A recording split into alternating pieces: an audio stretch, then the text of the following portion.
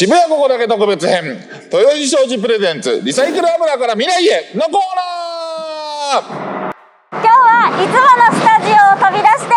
静岡県裾野市にやってきました。さあ親便、この後何があるんですか？はい、南さん、渋谷ここだけではさまざまなここだけしか聞けない話をお送りする番組ですよね。はい。今回は取り扱うここだけしか聞けない話は昨今地球規模でですね、はい、問題になっているゴミ問題です。はい、これを扱うにはですね、渋谷のスタジオだけではですね規模が足りないんですよ。そういうわけでトークだけではなくね、映像も使いながら皆さんに、ここだけの話をお届けしたい、そういうわけでテレビで特別編を放送することになりました。なるほど、テレビ進出ですね。はい、テレビですよ。今日取り扱うここだけの話はゴミ問題の中でもプラスチック油っていうことでね、プラスチック問題に触れていきたいと思います。南さん、こんなペットボトルのジュースね、こんなペットボトルいつも飲んでるやつあるでしょ、ねえ、ああいうのぐちゃぐちゃ飲みますよね。ぐちゃぐちゃ飲みますね。その後どうなってるか知ってますか？リサイクルとか、なんか焼却所に持っていかれて燃やされてるんじゃないですかね。具体的には分かんないです。なるほど、正直分かってないってことですね。はい、きっとふわふわしすぎですね。もうちょっと勉強してください。はい、どっかの人たちがね、きっとなんか適当にね、良い感じで処理してくれてるんだろうなみたいな、ざっくり思ってるでしょう。そうですね。私たちの知らないところで、綺麗にしてくださってるんだろうな、ありがとうって思ってます。まあね、実際のところそうなんですよ。まあ実際そんな感じでね、すごい人たちがなんとなくね、ルールにのっとって処理をしてくださってるわけなんですけども、でもね、この取り組みがすごく面白くて、まあそのプラスチックからね、まあ普通はリサイクルっていろいろやるんですけど、ここね、今回はですね、プラスチックをゴミとして処理するんじゃなくてですね、それをリサイクルしてなんとですね、燃料に変えてる、ね、そういう企業さんがあるので、それが今日来てるこちら豊富士商事さんなんですね。はい、渋谷ここだけのスポンサー企業さんですね。そしてスペシャルゲストとしてですね、環境大臣経験者の細野豪志さんにもお越しいただいております。環境大臣、なんかすごそうです。早くお会いしたいです。もうすごい人ですよ。ハイプラスチックリサイクルでね、環境問題に取り組んでおられる豊富士商事の赤松社長と、元環境大臣を務めたですね細野豪志さんをゲストとしてお招きしてですね、地球環境問題であるゴミ問題とその先の未来についてここだけしか聞けないお話を聞いていきましょう。はい、めちゃめちゃ楽しみです。それでは渋谷ここだけ行ってみよう。はい、というわけで豊富士商事赤松社長です。お願いします。よろしくお願いします。では豊富士商事さんでは具体的にどのような活動をなさっているのか今日は教えてください。はい、お願いします。では早速材料から見せていただいてよろしいですか？まずじゃあこちらいいですかね。こういうものを回収してきて、分別をしたりしてます。すごいですね。これ大体どれくらいの量になるんですか8トンぐらい。8トンぐらい。はい。じゃあ実際ちょっとこれがどういうふうに油に変わっていくかっていうのをこれから今日教えてください。はい、お願いしじゃます。あ次の工程を見せてもらってもいいですか？はい、分別になります。こちらで今、分別を行ってます。袋についているセロハンテープやら、ダメなものを見て弾いてます。で、具体的に言うと奥はペットボトルの分別もやっていまして、ラベルとキャップとボトル全部分けてます。こういうペットボトルからこういうラベルを剥がす、でキャップも剥がすんですか？キャップも外します。キャップは油になるので、キャップを外して、それでああいう水洗いをして、最後ああいうふうに。そうですね。でこういうふうに分別したものを次どういうふうになるんですか？こっちで、プラスチックの塊にしてます。今実際これを入れてるってことですかね？そうです。これを入れさせてもらいます。入れると今度はここから出てくるわけですね。これがこうなってくる。そうです。面白いですね。これ細かくして熱でこう溶かしてる。そうです。なるほどなるほど。でまあこう細かく作る時もあればこう大きく作る時もある。あります。今はペットボトルキャップやってますけど、これいろんな種類あるんですよね。ありますね。ちょっとこちらに用意したのでどうぞ。今やられてるキャップが PP、ポリプロピレン。ペットボトルキャップ、これですね。これがこれになるわけですね。はいはいはいはい。次がこの PE ポリエチレンなんですけども、だいたいビニール系がこういう主に。やつですね。はいはいはい。これがさっきテロテープとか剥がしてた。はいそうですそうです。はいはい。これは剥がした後のものですかね。はい。最後こっち PS っていうのは何ですか？これは発泡スチロールです。ちょっと黒いんですけど、これ発泡スチロールなんですよ。はいはい。あ、本当だ。じゃあ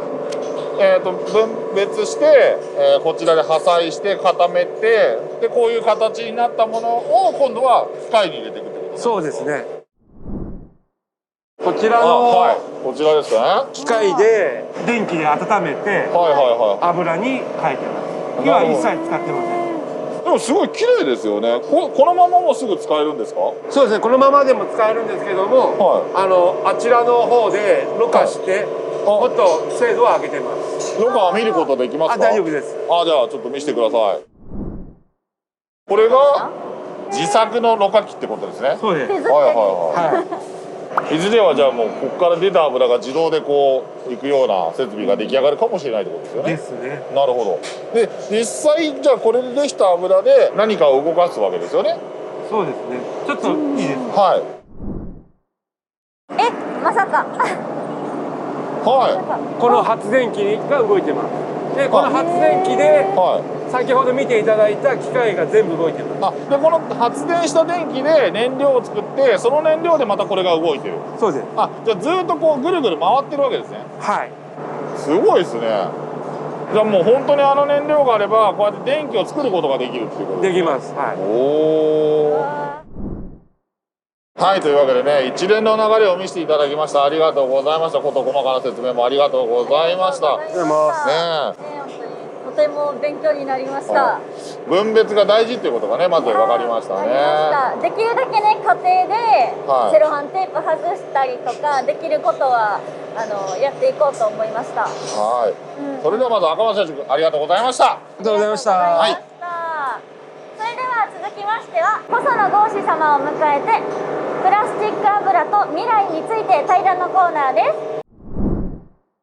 さあそれではゲストのご紹介をさせていただきます。衆議院議員の細野豪志さん。はい、よろしくお願いします。豊富商事株式会社代表取締役社長赤松武社長です。お願いします。よろしくお願いします。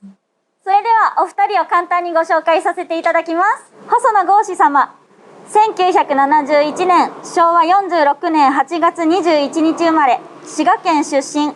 京都大学法学部卒業、環境大臣、内閣府特命担当大臣、総理大臣補佐官などを歴任しておられます。続いて赤松武様、1976年昭和51年8月20日大分県生まれ、平成15年2月豊富商事株式会社にゴミ収集車の運転手として入社。平成25年6月に代表取締役に就任されました。今日はお二人ともお忙しいところよろしくお願いします。はい、よろしくお願いします。まず社長、ラジオ依頼でご無沙汰しております。今日はありがとうございます。そして細野先生、お忙しいところありがとうございます。とんでもない、よろしくお願いします。今日はプラスチック油のことということで、いろいろと豊富商事さんがやっている取り組み、それからですね、先生のいろんな経験からですね、いろんなところをお伺いさせていただければなと思っておりますので、ぜひぜひよろしくお願いいたします。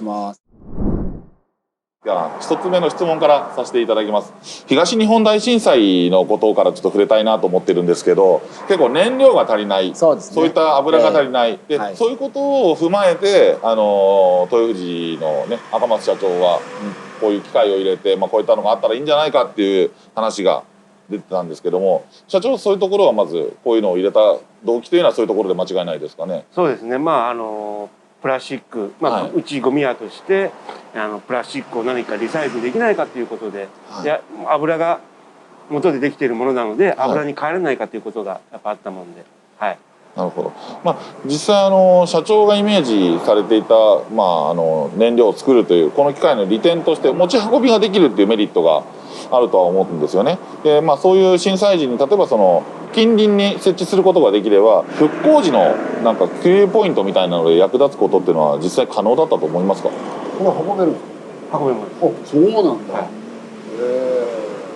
それはいいですよね。なので結局電気を発電機から引っ張ってくるので、発電機とこの機械があれば油になります。なるほどね。いやすごくいいと思いますよ。なるほど。じゃあ実際にこういうのが復興する際には、こういうのが近隣にあったり準備ができたり、持っている人たちが持っていくことができれば結構そういったところでは役立つことができる。そう思いますね。なるほど。では続きまして他の質問をさせていただければと思います。例えばですね、これちょっと大変失礼な言い方かもしれないんですけど、政治家細野豪志としてですね、このプラスチック油をどのように活用してどのようなところで広めていくことができますかっていうような利点としてはいかがでしょうか。ここ1、2年でもね、脱炭素化、カーボンニュートラルとか、もう聞かない日はないぐらい話題になってますから、例えば、油なんかも、サーマルリサイクルっていうのは前からやられてはいますけれども、もうすでにあれでしょ、かなりそういうのに使っておられるわけでしょ、実際に廃棄物を燃やす燃料としても。はい、発電機の燃料として電気を起こしたり、あとは敷地内で、フォークリフトの燃料としては使って、何も問題がないですね今。ですから例えばガソリンとか軽油とか今ちょっと値段上がったりしてますけど、そういったことを考えてもリサイクルからそういう一部をね供給できればすごく大きいですからね、いろんな用途が考えられると思います。なるほど。逆に言うと、今ちょっとそのリサイクルとか、値段が高くなったりっていうのは話があったんですけど、例えばこういったものをそういった通常の燃料に混ぜてバイオ燃料っていう形で使うことっていうのは可能だと思うんですけど、赤松社長その辺はいかがなんですかね。そうですね、バイオ燃料としては使えるんですけども、そうすると比率的に 5% ぐらいしか入れられなくて軽油に混ぜる形なんですよね。ただうちの油は100% でも問題がないような形で今使えてるので、なんとかそこら辺を進めていきたいですけどもね。なるほど。逆に行政から見てそういったそのバイオ燃料への比率を上げるだとか、例えば今道路交通法とかいろんなものを改正していかなきゃいけないって話があったと思うんですけど、具体的に国としてそういったものを何か考えられているようなお話って今可能ですかね。歴史的に言うとね、だんだん、緩和されてきたんですよ。で上限を日本以外の国でもう少し高い国もありますよね。ですからそういったところに合わせるのはかなり今具体的な話題にはよくなるようになってますから、であとはやっぱ品質ですよね。赤松さんのところで作ってるのは非常に高品質で作っておられるけど、実はさまざまなんでしょ、おそらく。そうですね、プラスチックも全部のプラスチックがやっぱできるわけじゃなくて、PP、PE がやっぱ軽油としては軽油に一番近いというか向いてますかね。だからその品質とか、素材かな、そういったものにもよっても違うので、ある一定の、クオリティが確保できないと、道路の場合はね今公共のスペースだから、安全の問題にも関わるので、そこの線引きですよね。大体見えてはきてるんだけど、そこも含めてやっぱり一つ一つきちっと確認しなきゃならないっていう問題はあるんですよね。実際どれくらいの量でどれくらいのものができるものなんですか。やっぱりものすごい使うでしょう。そうですね、ペットボトルのキャップですと1キロで1リッターになるので、先ほど4キロぐらいいただいたので4リッターぐらいになります。実際ペットボトルからできる燃料っていうのは軽油に近いものになりますか、それともガソリンに近いものになりますか。軽油に近い。軽油に近い、ということは実際工場のフォークリフトですとか、それからいろんなトラックですとか、そういったものを動かすことは可能です。この静岡県としてこの油をどういうふうに活用していくか、例えば県としてそれから市町村としてもしどういうふうに言っていけば活用できるとお考えになりますかね。一番多分身近なのはやっぱり分別の仕方じゃないですか。やっぱり分別をして集めないと、例えばプラスチックなんか燃料ができないでしょうから、自治体によってかなり差がありますよね。そこをできるだけ統一化して、で積極的に集めれば燃料の原料としてしやすいですよね。ですからそれをどこまで使えるかって法律は、これは国が作るしかないんだけど、積極的にそれをやっていくっていうのは自治体の方がむしろやりやすいと思いますね。で分別は結構住民からすると面倒くさいからそうですねあんまりねやりたくないっていう人も多いんだけど、やっぱりリサイクルを考えるとね、そうですね、積極的にやった方がいいですよね。今分別というキーワードが出たんですけど、例えばその静岡県いろんなものがあるとは思うんですけど、僕なんかのイメージでいくと港が多い地域だとは思うんですね。そうするとやっぱり漁港、そうすると発泡スチロール、魚とかでよく使いますよね。ちなみに発泡スチロールっていうのは社長いかがなんですか？そうですね、発泡スチロールも油にはなるんですけども、はい、発泡スチロールはガソリンに近いはいはいはいですかね。で今発泡スチロールに関してはまだ、インゴットっていう塊にして、はい、他のものでリサイクルできてるので、そちらの方に今売却はしてるんですけども、売却できない発泡スチロール等はこの機械で油に変えまして、でそれを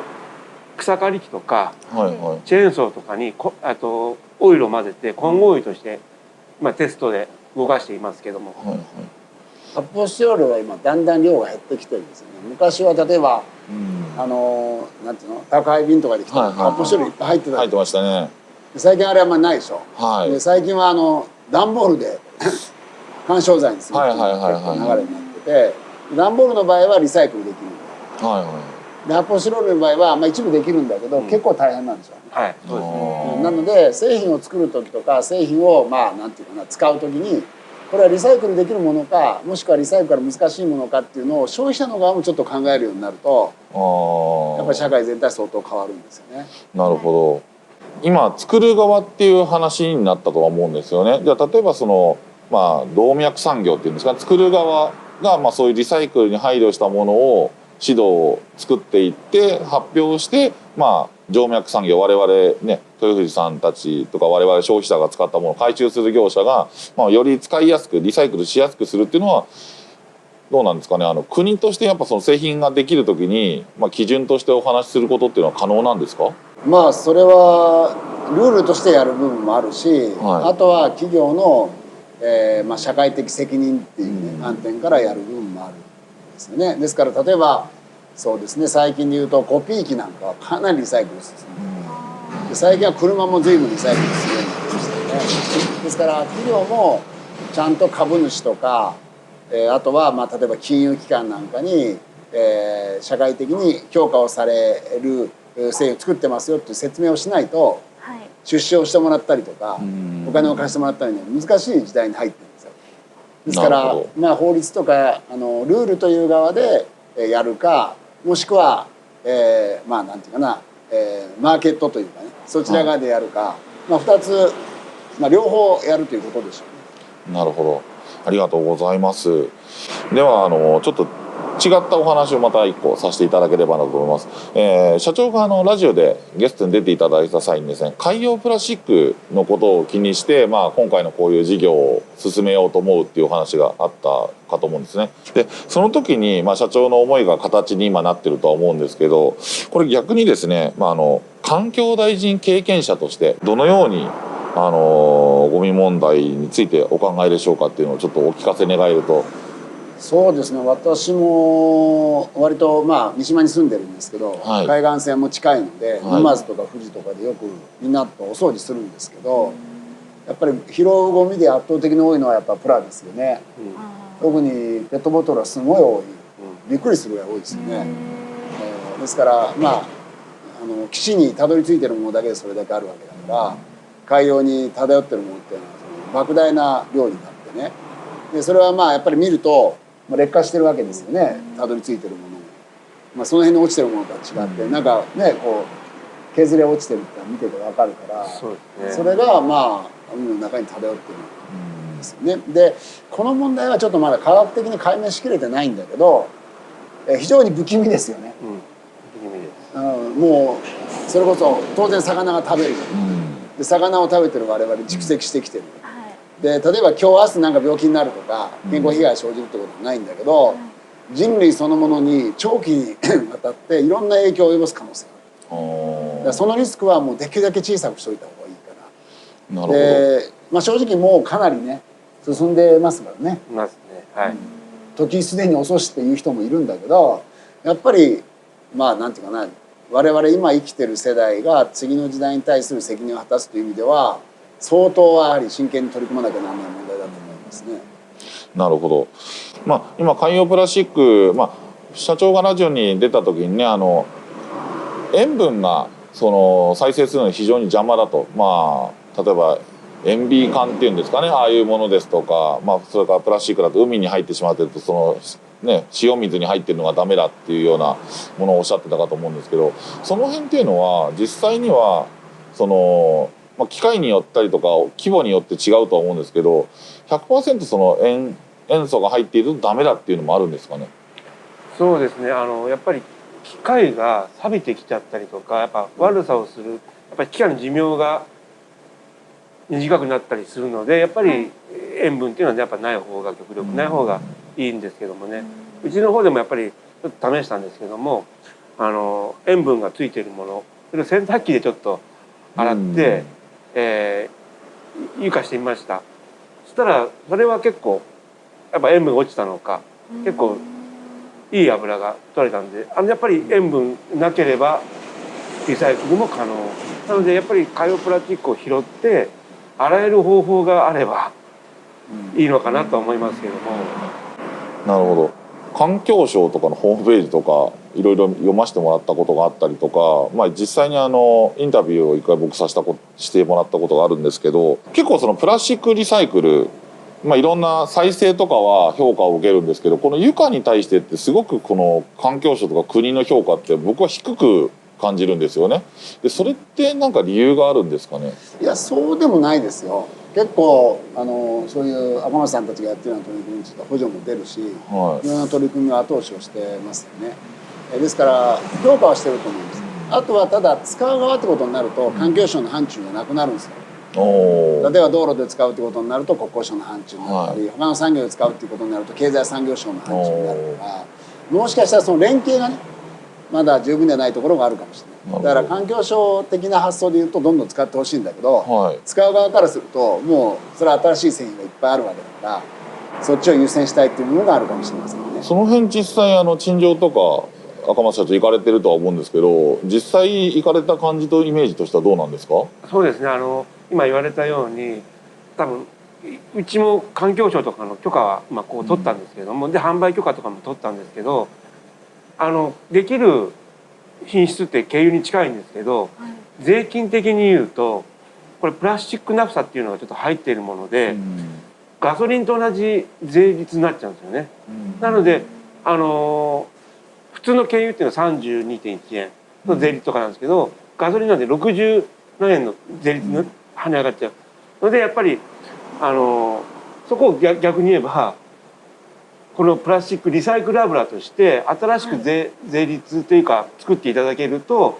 もうちょっとこう安く、販売する方も安く、軽油より安く売れるのかなっていうのがあります。なのでちょっとそこら辺も今話をしてるんですけど、なかなか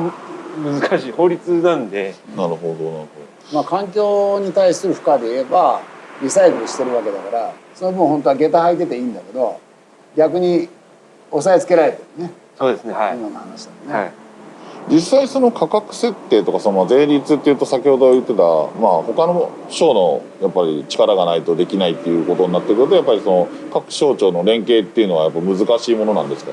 税は、基本的にこういうものが入ってたら税率はいくらっていうのはもともと基準があるので、それに当てはめると、リサイクル油はナフサが入ってるからその値段になるっていうことですよね。そうですそうです。はい。ですからそこのルールを、リサイクルの部分についてはやっぱり変えるっていうことができるかどうかですよね。なるほど。あとは、ちょっと技術的な話をすると、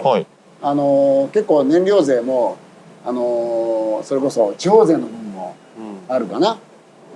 自治体の財政にも関わるから、その部分も関わる可能性がありますね。なるほど。そういうなんかいろいろ国だけじゃなくて市町村とかいろんな部分っていうのも絡んでくるっていうことなんですね。税は必ずね、いろんな人が関わりますからね。そういういろんな、しがらみというわけじゃないんですけど、積み上げてきたものもあるっていうところから難しい観点っていうのも正直なところはあるということで、若干それはあるかなるほど、もしれないですね。わかりました。では今ちょっと国とかね、そういう話をさせていただいたので、この先プラスチック油を広めていく、こういったリサイクル油を広めていくという点で、行政国県として何が必要と考えますか。全部一緒にやっていくんでしょうね。先ほども言いましたけど、集める仕組みも必要だし、それを使えるルール改正も必要だし、まあいろんなメニューを同時並行で進めていくっていうことだと思いますけどね。あとはやっぱり、まあこれは行政がどこまでできるかですけど、消費者の意識を変えていくっていうのが一番手っ取り早いですよね。当然政治も消費者の意識が変わればそれに期待に応えるという流れになるし、企業も消費者の意識が変わればそういった商品を提供しなければならなくなるから、まあ、一番ベースはやっぱそこだと思いますね。なるほど。赤松社長、その辺は今聞いてみてどうですか？そうですね、まあちょっと頑張っていろいろ進めてアドバイスあればその通りやってみたいと思うし、やっぱこれをやっぱ全国に広めたいっていうのもやっぱ気持ち的にあるので、例えばもう本当になんか国としてこういうことしましょうってもう大々的にバンって、まあ、今回の緊急事態宣言とかもそうじゃないですか。例えばその行政としても発表したり、例えば各メーカーさんとかにも、例えばそのリサイクル燃料を使っても大丈夫なようなエンジンを作りなさいだとか、そういう指導っていう的な部分っていうのは国として発表することはやっぱ難しいんですかね？まあ国としてはもうすでに精一杯やってるっていうことなんでしょうね。環境省のホームページなんか今相当充実をしていて、かなり分かりやすく書いてますよね。昔は行政文書ってすごい難しかったけど、最近はすごく分かりやすくいろんな問題について提起しているから、やってるんだと思うんですよ。ただまあ何度も言うけど、それがその世間の関心事かというと今は当然コロナがそうですね、それはもう最優先で、世の中のニュースのもうほとんど半分ぐらいをそれが占めてる感じになるじゃないですか。こと環境問題とかリサイクルってことになると、いろいろ発信はしててもそれをなかなかこうメインのニュースでは取り上げてもらえないっていうことがあるんですよね。だから政府としてやってないということではない、相当いろいろやってます。であとはやっぱり国民とのなんていうかキャッチボールがうまくいくかどうかっていうことだと思います。なるほど。実際にね、赤松社長、その辺どうですか、聞いてて。もうちょっとこう寄ってほしいなっていうのは、結局ダメですよって言われて話終わっちゃうし、こうすれば使えますよみたいなアドバイスがちょっとあればいいなと思うんですけど、結局バスって切られちゃうもんで。なるほど。やっぱりその個人の事業者としてこれやりたいけどって言ってルールってなかなか変わらないんですよ。社会全体でそれが盛り上がってくると変わる可能性が出てきてる。で最近は非常に好意的だし、徐々に緩和してきてるんでね、その流れはこれからも変わらないと思います。なるほど。まあだから一つの力ではなくて、やっぱ全体が、社会全体がもっとそういう方向に関心が向いてくると、もっと国も後押ししてくれたりとか、いろんなことがしやすくなってくるっていうことなんですかね。だから大事なのは国に伝えることだけじゃなくて、地域の住民とか自治体に重要性を理解してもらうということはすごく重要になってきてると思いますね。そうですね。先ほどね、細野先生も言ってたんですけど、結構今いろんな省庁のホームページでも分かりやすくなってきたよって言うんですけど、実際こう僕ら先生からこうやって聞くとすごく分かりやすいんですよね。だからもっとなんかいろんな先生方がもっとこういうふうに分かりやすくメディアにも出ていろんな話をこうやってしてくれるとすごくありがたいなって思うんですよね。実際先生たちとしてはそういう活動ってのはどうなんですかね。例えばね、小学校の生が国会見学に来るんですよ。今コロナでちょっと停滞してるんですけど、この静岡の東部っていうのは大体修学旅行か社会科見学で東京に来るんですよね、国会に。その時にはいろんな話題を出す時に時間がある時は必ず環境問題を出しますよ。なるほど。で、正直言うと年齢によってかなり差があって、やっぱり若い子の方が反応はありますよね。ありますね。もう率直に言うと。だから小学生なら小学生、中高生ぐらいっていうのはすごくこの問題に対する関心が高い。やっぱり大人を変えるのもきっかけは結構子供っていうケースが多くて。なるほど。いろいろ熱いお話をいただいたりですね、詳しいお話とかをさせていただいてありがとうございました。ちょっとね、そろそろお時間ということで、最後にですね、お二人からそれぞれのね、ご感想を伺ってもよろしいでしょうかっていうことで、赤松社長からお願いいたします。これを見た方はポイ捨てをしないでください。なるほど。では細野先生、よろしくお願いします。今日はね、消費者の皆さんの意識を変えてもらいたいっていう話を散々しましたけど、もちろん私も自覚してまして、一番大きな責任があるのは我々政治家ですから、私もしっかり頑張ってその役割を果たしていきたいと思いますのでね、皆さんにも少しでも関心を持っていただければというふうに思います。どうもありがとうございました。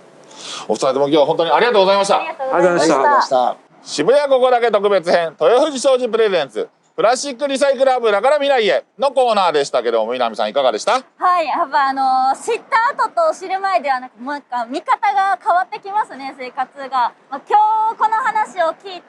今日からプラスチックをね、使うのをちょっとずつ減らしていく、すぐに減らしていくっていうのは難しいんですけど、少しずつ、生活見直して知ったからにはいろいろ変えていこうと思いました。親便はどうですか？なるほど。僕もねそういうの関わってるところがあるので、すごく関心はね高くて、これからもやっていかなきゃいけないなっていうのがあったんですけど、やっぱり何よりもね細野さんのお話がねすごく分かりやすくて、多分聞いてくれてる視聴者の皆さんもねすごくこういうことをやってるんだなっていうのが分かって伝わったのかななんていうのがねあったので、ぜひぜひこれをね見ていただいた皆さんにはこのプラスチック油興味持っていただきたいなと思います。そういうのを中心にね油のこともね知ってもらいたいけど、やっぱ分別モラルそういったものもね大事にしてもらいたいなって思いました。なかなかねこういう話を聞くことがないので。そうですね。大臣経験者さんのお話をねこんな間近で聞けることないので、本当に良かったなと思います。ぜひぜひ皆さんねそれを見てですね、プラスチック油それからプラスチックリサイクルに興味を持っていただければなと思います。それでは皆さんまたお会いしましょう。バイバーイ。